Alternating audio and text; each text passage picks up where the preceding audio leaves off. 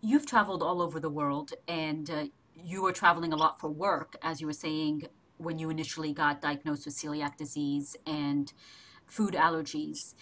What are your top tips on eating gluten and allergy free during air travel? Well, I think the easiest thing to think about would be three top tips. One would be, what to eat and what to carry with you when you're traveling to your destination. What do you eat when you're at your destination? And then how do you communicate your gluten-free and allergy-free needs? So if you think about it when you're getting to your destination, first if it's a longer flight, that you can call the airlines or you can talk to your travel agent and you can ask for specific meals. The airlines have specific codes. So, for example, for a gluten-free meal, you would ask for GFML, which is gluten-free meal.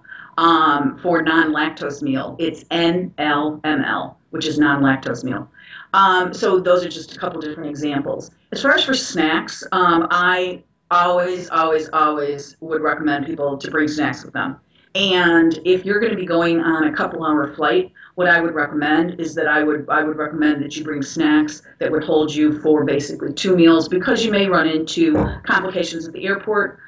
Your plane may be delayed, and even if you've ordered a meal for, let's say, a 4 or 5 hour flight or overseas flight, sometimes the meal that you order isn't gluten free or non lactose free or whatever. So to make sure that you bring the meals and that those that you have, if you have any type of liquid like applesauce, for example, that you have to make sure that is covered within the 4 ounces for TSA.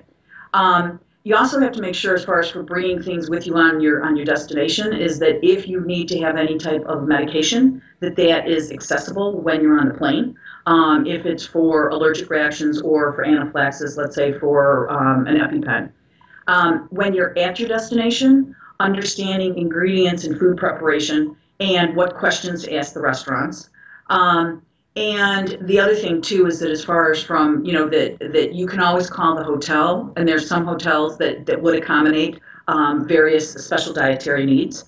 And then the last thing is really communicating your requirements. And if you're in a foreign speaking country, to make sure that I always recommend people bring translation cards with them. So in that way you can give the chef or the waiter your specific dietary needs, and that you also bring documentation with you. So in that way, if you need to have an EpiPen, or that you think that you may run into some issues as far as for bringing packaged food through customs, I've never had that issue.